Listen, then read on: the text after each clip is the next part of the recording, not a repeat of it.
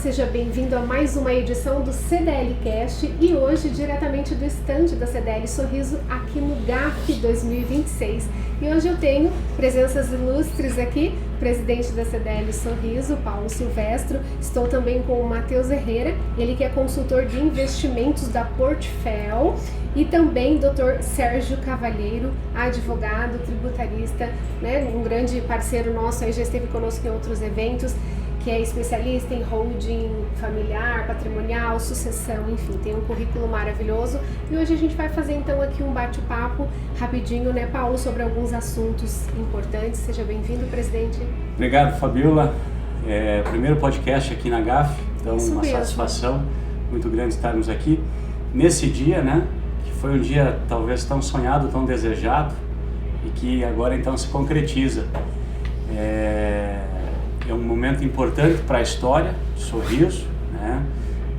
Sempre desejamos, e a CDL sempre esteve também a par, né, de termos um parque tecnológico, termos um ambiente de negócio, e eu penso que muito daqui ainda vai se ouvir falar, né? É o primeiro.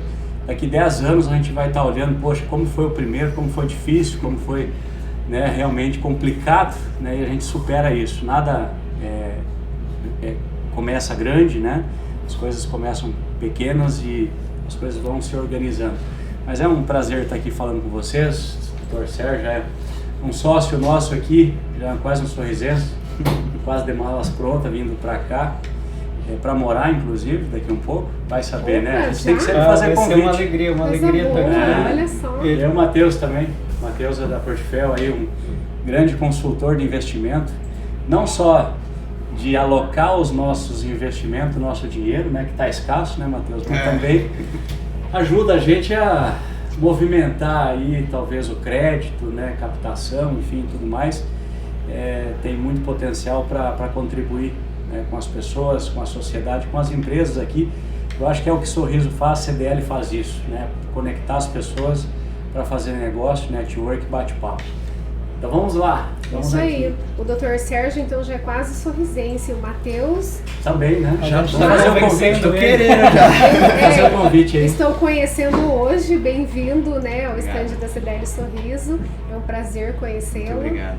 É a segunda vez que eu venho aqui para Sorriso, desde quando eu conheci a primeira vez aqui, fiquei encantado. Você vê esse chapadão, né, que a gente chama. E eu acho que eu sinto que às vezes eu tô numa fase que eu preciso ir para um lugar como esse, sabe? Eu discuto isso bastante em casa com a minha mulher Matheus, acho que você precisa sair um pouco de São Paulo e conhecer um pouco o mundo, né? O Brasil, que é tão grande ali, e tem grandes oportunidades em outros lugares também, que eu acho que é o que eu mais estou procurando ali como um todo, entende? Nada contra São Paulo, mas Sorriso é bem melhor, né? Com certeza. O Sorriso aí cresce, né, a passos largos, então acho que tem espaço para todo mundo, né, para todas as áreas, todos os bons profissionais em qualquer lugar, né? E a gente está passando justamente por essa fase, né, Fabiola? Eu acho que é importante a gente estar falando de GAF aqui, importante a gente falar também do momento que Sorriso está vivendo, tá? A gente está justamente dando tombo na primeira geração, né? Que é aquele patriarca, que é aquele pai de família que veio na década de 70, 80, abrindo mato, né? Plantando, desenvolvendo culturas, e que hoje já está cedendo espaço aí pro filho, né? Para a segunda geração que está assumindo e tocando os negócios. Esse momento é formidável, e dificilmente a nossa geração estaria vivendo isso numa outra cidade, num grande centro. Aqui a gente está tendo essa oportunidade de acompanhar esse crescimento, esse desenvolvimento, né, as grandes empresas chegando, esse modelo de negócio, de feira também se consolidando e tendo a oportunidade de viver essa primeira geração, essa virada de chave da primeira leva de sucessores que está chegando. E aí é importante falar desse tema. Eu ia falar então, nunca foi tão crucial falar sobre a questão das holdings patrimoniais, né? Uma forma de garantir então aí a perpetuação desse patrimônio que esses pais construíram e estão agora, né, passando para os seus filhos. Não, é verdade. A cidade é vibrante, né? A cidade que é maravilhosa, ela encanta e a gente quer voltar toda hora ou mudar, como o Paulo bem falou. E o interessante para essa questão da holding é que vocês estão vivendo exatamente esse momento que o Paulo muito bem comentou, né? É uma passagem geracional, então é um ambiente muito rico para que você pense em holding para perenizar um trabalho duro, construído com um grande esforço, né, ao longo de décadas, e que às vezes ele se desorganiza e se perde pela não utilização de um instrumento que é simples, é muito valioso, mas que realmente faz uma diferença crucial. Então, assim, para esse ciclo geracional que o Sorriso está passando, a holding ela é essencial. Tem muita dúvida por aí, as pessoas às vezes ficam na dúvida se ainda faz sentido fazer holding, se a reforma tributária atrapalhou isso e etc. Na verdade faz mais sentido do que fazia antes da reforma, mas mais do que isso, para um ambiente como o de Sorriso, eu acho que a holding faz um sentido contextualizado no momento histórico de vocês, que é o que o Paulo bem comentou aí da transição geracional. Maravilha. O senhor falou ali sobre a questão de se ainda vale a pena, né? E a questão da carga tributária, então, como que fica agora? Olha, vale a pena ainda? Vale a pena, porque a holding ela é um instrumento versátil, né? Ela serve para a organização de patrimônio, que aqui é o elemento da perenização que nós estávamos falando, mas ela é também uma ferramenta importante para a otimização tributária. Quando você carrega tudo na pessoa física, você não tem muita flexibilidade. A regra para a pessoa física é uma regra mais simples, mais direta de como as coisas incidem. Então, quando você tem uma empresa para organizar o teu patrimônio, traz várias vantagens, inclusive da área do Matheus, etc., mas traz também muita vantagem tributária. Você começa a ter opções de como que você dá tratamento às coisas. Lembrando que, por mais que a gente esteja numa região de grandes produtores, né, grandes propriedades, a holding também serve para pequenos patrimônios. Com certeza. A gente estava ontem à noite, inclusive, falando com médicos, né, profissionais da saúde preocupados, né, pelo momento que a gente está vivendo, carga tributária, reforma tributária, essa mudança toda, e quanto a holding faz frente a essa proteção, né, a exposição. Ainda mais para médico, né? Se a gente olhar, o trabalho do médico ele é crítico no sentido de que está mexendo com vidas. E aí o patrimônio dele, se ele não tiver protegido, separado, né, dissociado do profissional que opera, que faz o procedimento, ele pode ter sérios transtornos, né? Então isso é importantíssimo, né? E deixar isso para depois é um problema, né? É um problema, porque reforma tributária está mudando muita coisa, né, Sérgio? Hoje o fisco está buscando um olhar diferente sobre como avaliar, como cobrar o imposto do ITCMD. Era fixo, hoje ele já está progressivo. Sim.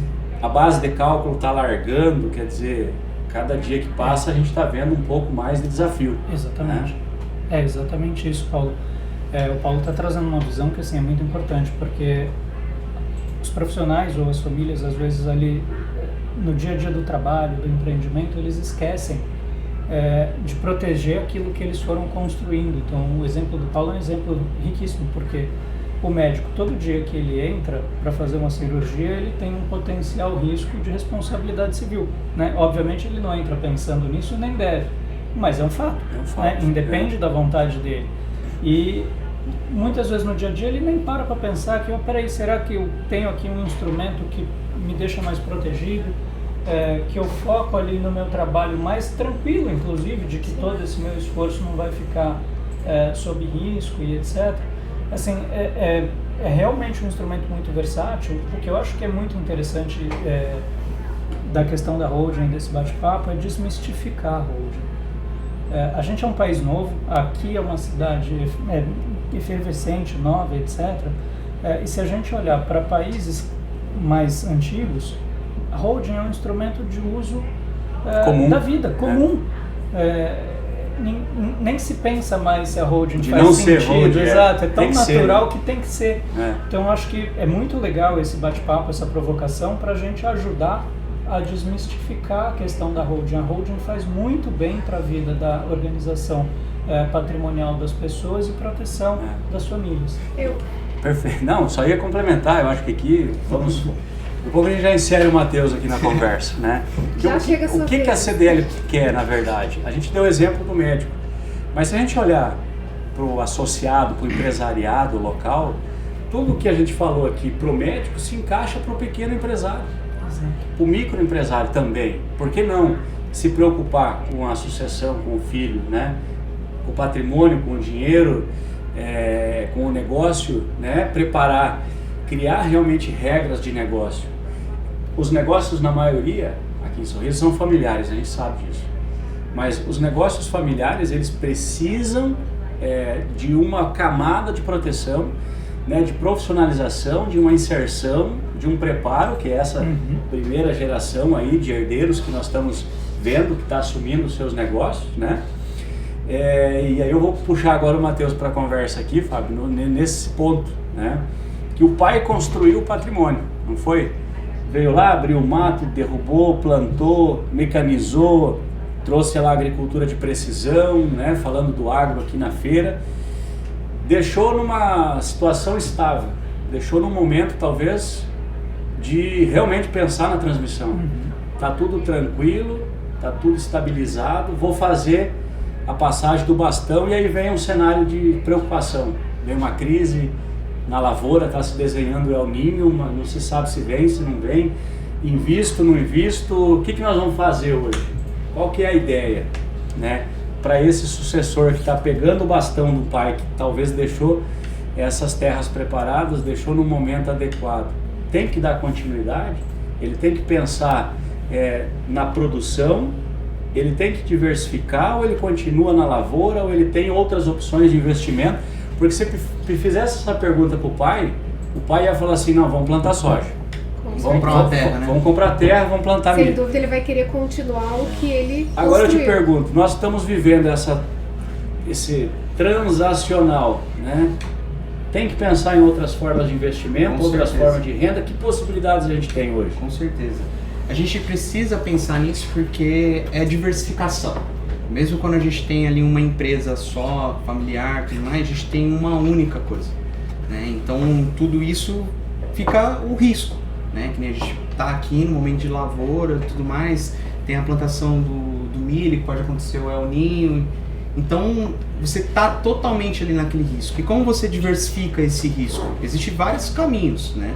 Tanto tem a parte da hold, que ali a gente vai falar na parte mais tributária e tudo mais, tem a parte, quando a gente falar da lavoura, a gente pode falar de seguro, de seguro ali de responsabilidade civil, de tudo ali, e também a parte que a gente tem que falar é a questão da liquidez, né? A gente cria patrimônio, mas no final das contas o patrimônio ele pode quebrar se você não tiver uma liquidez passando numa crise, né? E a gente vem de uma crescente de taxa de juros muito alta, na qual na época da pandemia a gente chegou numa taxa de juros de 2% e hoje a gente está em 15%, né? Em muito pouco tempo, né?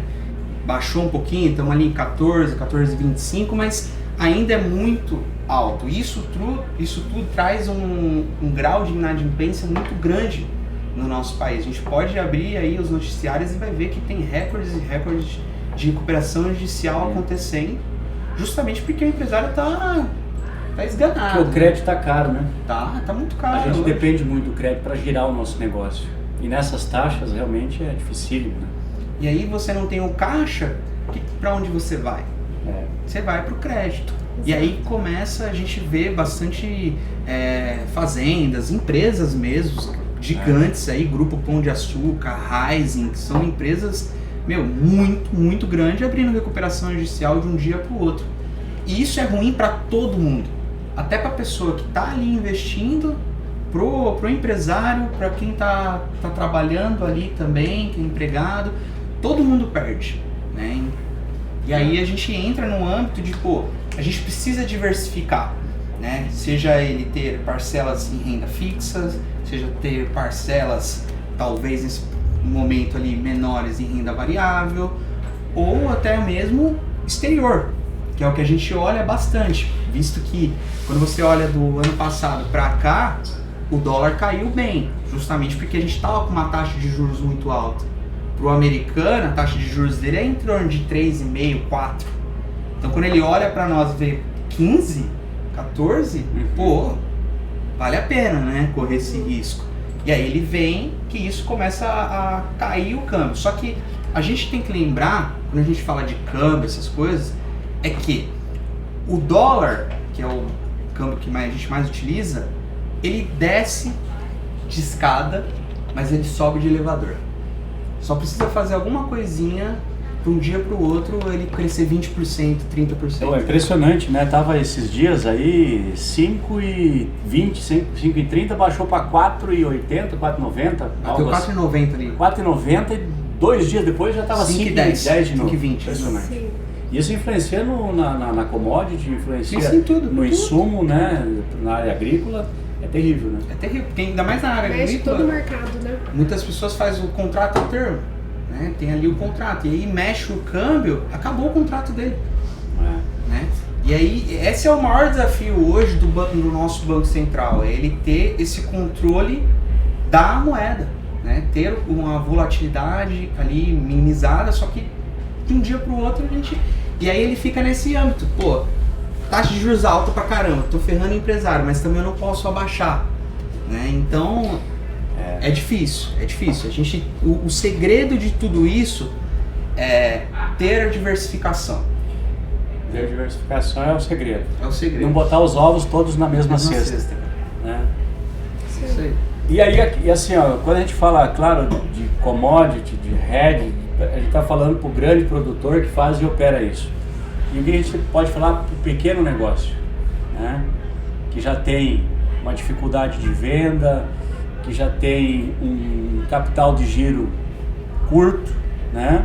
E ao mesmo tempo tem que se reinventar todos os dias, porque se isso não acontece, o cara não consegue pagar as contas ali e a dificuldade realmente se instala. Então, a gente tem essa preocupação também de olhar justamente para esse microcrédito.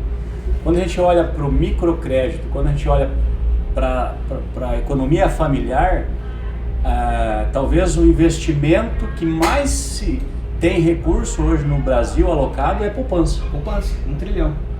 1 trilhão de dinheiro na poupança. Aí você, como um especialista aí do mercado, investimentos, né? é um bom investimento a poupança? Não é, nunca foi. Hoje, só para você ter uma ideia, hoje você consegue investir em um Tesouro Selic, que é um investimento que você está investindo diretamente para o governo. Então, qual que é o risco? O governo. Então, como que o governo ele vai te pagar? Ou ele vai aumentar imposto ou ele vai imprimir dinheiro. Você vai receber. É diferente quando você empresta um dinheiro para uma empresa, que se ela não gerar caixa, ela não vai te pagar e você vai tomar calote. Então, hoje o governo, o Tesouro Selic, ele paga a taxa que está. A poupança ela vai pagar 70% da taxa que está hoje. Então, se tem 1 trilhão na poupança, tem 30% que a pessoa poderia estar ganhando mais numa coisa super segura igual. Entende? E isso tudo, a gente tem 1 trilhão justamente porque a gente é um país que não foi ensinado para nós a questão de investir, de guardar, de saber aonde alocar. A gente tem uma deficiência financeira aqui, a parte educacional muito grande. Né? A gente olha muito o nosso país de como ele foi construído através de inflação, com a política expansionista ali, querendo expandir. Só que aí, quando a gente olha lá para trás, quando teve a época do Collor lá, que teve os bloqueios do real, cruzeiro, a gente tinha hiperinflação. Então, de um dia para o outro, você tinha que gastar aquele dinheiro. E isso se formou uma cultura. E aí, hoje, que a gente não tem mais a hiperinflação, a gente continua no mesmo sentido. Vou gastar todo o dinheiro que eu ganho. E aí que morre o perigo, né? Porque aí depois que você gasta todo o dinheiro que você ganha, você vai ter que ir buscar crédito. E hoje pagando crédito muito caro. Com a taxa que tá, né? Porque assim, quando eu invisto, né, compro lá um CDB de um banco, eu estou dando dinheiro para o banco para ele pegar esse dinheiro e trabalhar esse dinheiro. Então se eu já estou ganhando 15%, quanto que o cara da final vai receber? Quanto que o cara do final vai pagar? Ele vai pagar 22, 23, dependendo do caso, 30, né? E é aí que morre o perigo, né? A gente tem que sempre tentar inverter essa lógica. Receber juros, não pagar juros. e que sejam e se for pagar juros, que seja uma alavancagem inteligente, estruturada, na qual dá tudo certo ali na parte a parte ali da estrutura mesmo ali da empresa, né? Tem como se proteger hoje do mercado, né? Tem. Apesar de toda essa oscilação, né, a gente tem como trabalhar protegido. Sim. Né? Essa que é a verdade, né? E o que a gente pode fazer? Eu acho que eu vou direcionar uma pergunta para o Sérgio aqui, se tu me permitir. Com certeza, o microfone é seu. O Sérgio está ouvindo aqui, eu estou vendo que ele tá muito quietinho. Ele está pensando exatamente naquilo que eu vou perguntar. Transmissão de pensamento? Porque, cara, economia familiar, pequenas empresas, né? Pessoas do agro que vieram para cá, 70, 80, legal. O agro migrou para o comércio se desenvolveu e muitos dos pioneiros que chegaram com o comércio aqui, 70, 80, hoje passa por dificuldade. Uma porque talvez a sucessão não foi possível, ou porque esbarrou em um cenário, alguma situação de vocação mesmo dos filhos e tal e tudo mais.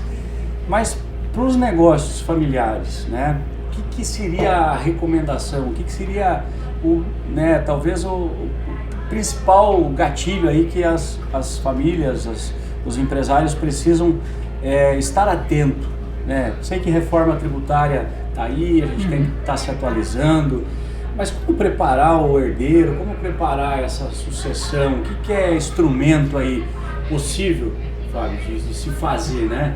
Como fazer? É uma curiosidade, né, que as pessoas têm, um... porque, desculpa até cortar, cara, quando a gente olha empresas centenárias, esses caras passaram por guerra, esses caras passaram por tantos planos econômicos que não deu certo, tanta oscilação de mercado e estão aí, né, com uma história bonita de geração, de sucessão. O que esses caras fizeram?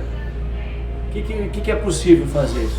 A pergunta é ótima e a solução ela passa um pouco até pelo contexto do que o Matheus comentou, né? Porque o Matheus falou muito de diversificação, de você olhar como estão as regras e tentar usar aquilo ao seu favor. E aí, voltando para o contexto que o Paulo trouxe, a gente fala isso na nossa área com uma palavrinha, governança. E governança, ela ajuda a você perenizar e a você sair da instabilidade. E por que eu faço a vinculação da governança com a diversificação do Matheus? Porque governança para uma unidade familiar ou para uma empresa familiar, ela passa a ser uma forma de diversificação, porque você tem um jeito de fazer as coisas e você estava acostumado a fazer aquilo. Sim. O que tu está querendo dizer é que o orçamento familiar, Fábio, é a mesma coisa que se a gente olhar a governança de uma empresa, é mais ou menos isso? É mais ou menos isso. Porque assim, o curioso é o seguinte, quando a gente vai fazer troca geracional ou vem momento de instabilidade, etc., a gente não costuma pensar muito em regra de como que a gente vai levar aquilo lá para frente. Como que a gente toma a decisão, como é que a gente toma o crédito na empresa, como é que eu escolho quem que é o sucessor que vai tocar a área A ou B do meu negócio, como é que eu vou escolher para onde a gente vai diversificar investimento e etc. Quando você tem uma figura do fundador ali muito forte nos primeiros anos de negócio, isso é muito fácil, porque é a decisão do eu sozinho, né? Assim, ele tem um problema com ele mesmo, mas ele decide. Ele discute com ele mesmo. Exatamente. Quando os filhos vão ficando maiores, vão entrando no negócio, às vezes você traz sócio, traz outros membros da família, o negócio vai crescendo, o problema passa a ser como que você toma a decisão, por isso a governança. Isso às vezes traz um custo de tempo ruim, né? A indecisão é o pior de tudo, e por isso que eu fiz a ponte aí com a fala do Matheus, porque para o aspecto que você trouxe, Paulo, a indecisão ou a falta de governança é exatamente uma falta de diversificação. Você vai fazer mais do mesmo, Sim. Só que aquele mais do mesmo não vai te levar para o caminho de crescimento mais, ele vai te levar na rota oposta. Ou talvez estabilizar, né? Exato, exatamente. E tem várias formas de você fazer esse tipo de governança. Você pode fazer protocolo familiar. Para quem já está estruturado como empresa, você pode fazer um acordo sócio nas empresas. Para quem está preocupado com a sucessão, ou mesmo com a organização patrimonial, você faz uma vinculação disso com a holding, você abre uma holding, coloca os seus herdeiros ali, traz governança para decidir como que as coisas vão ser operacionalizáveis dali para frente, etc. Como é que vai, como é que é a visão de investimento, como é que é a sucessão e etc.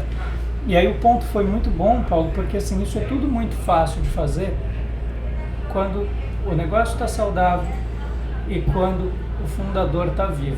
Quando o negócio já entrou num momento de crise ou quando faleceu, aí tudo é complicado. Já começa a guerra de interesses, né? E o problema é que as pessoas compram um guarda-chuva quando tá chovendo, né? Compra o guarda-chuva na chuva, né? E aí nem sempre vai ser a melhor alternativa. Vai ser bem mais Já caro. vai ter ser molhado um pouco, né, Com Fábio? certeza. E aí então é importante saber os meios, né, os mecanismos, por isso é importante a informação, né? O empresário saber quais os caminhos, quais os meios, né?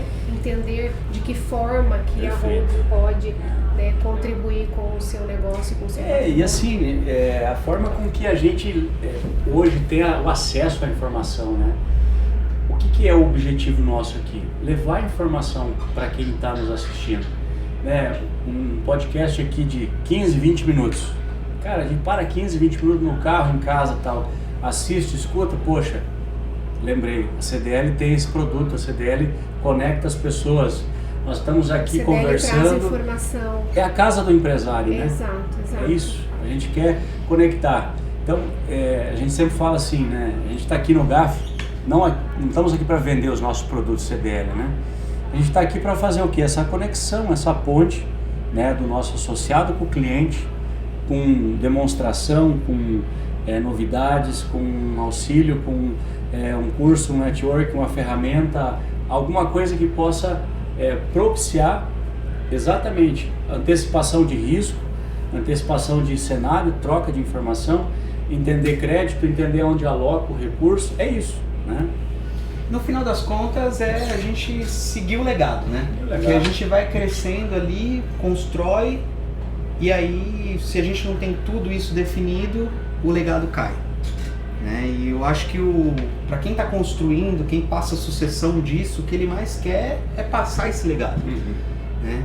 E aí, como a gente é um país que faltava informação, a gente ficava muito nessa. Pô, vou comprar terra, pessoa física. Depois o pai morre, descobre que tem uma dívida enorme de inventário e o legado desmorona. A gente vê isso muito acontecendo, muito. Então, eu acho que o nosso trabalho aqui, né, é fazer o cliente a crescer, né, e perpetuar esse legado. Passar isso da melhor forma na sucessão.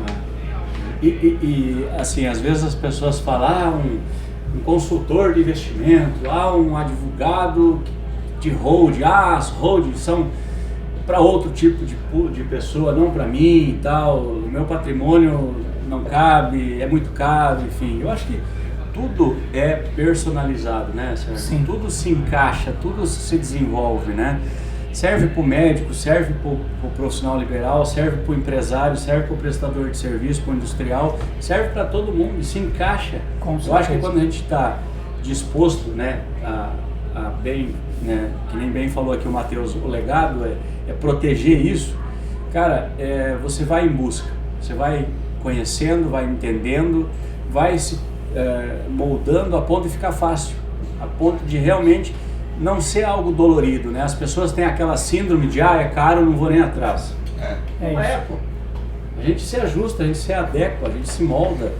Agora precisa ter... E às vezes não é caro, né? Não é caro. Porque às vezes você vai, contratar uma pessoa ali que ela vai te trazer segurança, que ela vai te trazer economia de tempo, que eu acho que isso é o principal, né? Onde vai trazer uma diversificação legal, um parceiro legal que está ali. Então, no final das contas, essa conta não é cara. Não é cara. Na verdade, eu tenho brincado com a mudança aí da regra de sucessão. Caro ficou morrer. Morrer sem planejamento. Poxa, cara, isso é caro. Hein? E vira dívida, né? Vira dívida. Então, se você morrer sem planejamento, ficou caro. E aí o trabalho que vocês estão fazendo na CDL, o Paulo uma grande voz disso, é maravilhoso, porque vocês estão levando informação. Informação desmistifica, inclusive, essa questão do é caro, é complexo, é difícil. Você torna aquilo uma coisa natural, isso tem muito valor para o dia a dia das pessoas, vai fazer diferença nas horas de dificuldade. Paulo, eu sei que o nosso tempo está esgotando, mas eu gostaria de fazer mais uma perguntinha pro Matheus. A gente falou muito aqui em patrimônios, em empresas, mas eu queria falar um pouquinho também das famílias, né? Do orçamento familiar, porque a gente como CDL, a gente tem todos os meses ali levantamentos que nos mostram que a inadimplência está altíssima no Brasil e que as famílias estão endividadas, né? Então, o que fazer? Como sair desse ciclo que parece interminável de endividamento das famílias? Olha, primeiro a pessoa ela tem que parar e começar a anotar. Porque o que eu falo anotar? Muitas pessoas não sabem nem o que ela gasta. Né? Vai passando, ou gasta mais do que recebe. Ou gasta mais do que recebe, que é o natural. Né? Porque hoje o cartão de crédito é muito fácil. Você abre o aplicativo do banco, ele já libera um limite ali para você. A gente estava até conversando hoje. Hoje você consegue parcelar uma comida num aplicativo de comida. Loucura. Né? E são oportunidades que estão acontecendo em função de uma inadimplência da própria população, né? Exato. Veja aquela pessoa que todo mês conseguia pagar o cartão de crédito já está parcelando. Aí vai gerando uma parcela que emenda com a do mês que vem, daqui a pouco tem que parcelar de novo porque juntou com a outra e ficou grande demais. Vira uma bola de neve. Uma bola de neve. Não acaba. E aí eu sempre brinco com as pessoas, a gente tem que fazer a bola de neve invertida. Pô, mas eu só consigo investir R$100. Comece. Porque se você hoje ganhar 1.000 e consegue investir 100, é um ótimo começo. Que seja 10, é um ótimo começo. Porque se você não fazer isso, quando você ganhar 10, você não vai investir 1.000. E se você ganhar 1.000 e gastar 1.100, você tá andando de ré. Você tá andando de ré. Entende? E é isso que a gente precisa ter, essa educação financeira. E consciência do gasto, né? Porque diz que a gente não ganha dinheiro do quanto a gente recebe, mas do quanto a gente gasta. Exato. E aí hoje em dia o consumismo cada vez maior, né? Você abre ali as redes sociais, está o tempo todo te vendendo alguma coisa, te ofertando alguma coisa, te estimulando a desejar algo que você não precisa, mas que o seu E o problema disso é que vira deseja. Cultural, né? Exato. Aí vira cultural e eu gosto até de falar sempre disso, que é a questão de a gente vai assistir um show sertanejo, ele não fala... Ele fala assim, não importa quanto custa, quanto que é a parcela, não importa quanto de juros eu estou pagando, quanto tempo eu vou pagar isso, o que importa é ver se eu consigo pagar. Mas isso daí é um problema gigantesco, porque o produto que custava 5 vai custar 8, 10 com juros.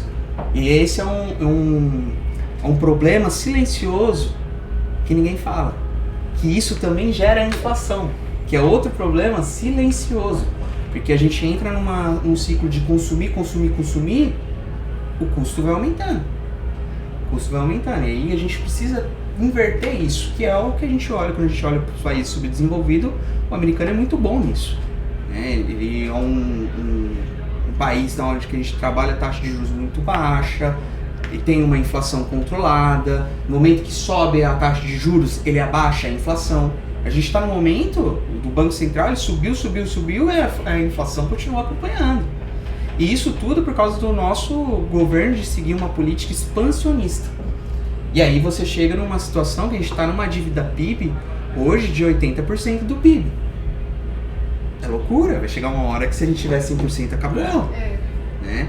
Aí muitas pessoas falam, pô, mas o Japão ele tem 100%. Mas o Japão é outro lugar.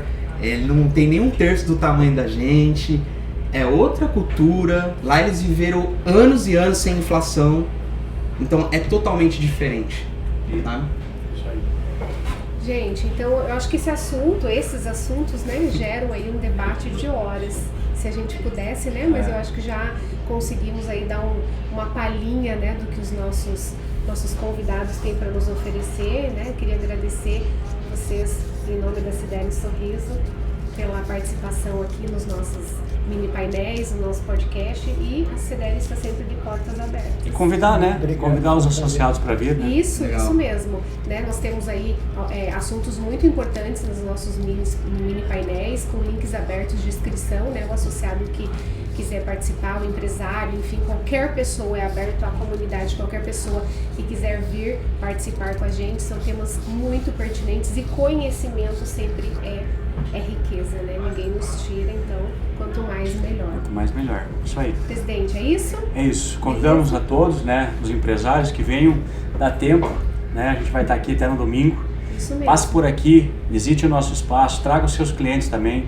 Aqui a gente tem espaço, tem podcast, tem, né, o ambiente aqui para fazer esse relacionamento, essa troca. Então, aqui é a casa do empresário, tá? Dentro da GAF. Não tem espaço? Tem, porque a gente está aqui. Então, pode vir, traga os seus clientes, traga os seus produtos, vamos fazer aqui relacionamento e negócio.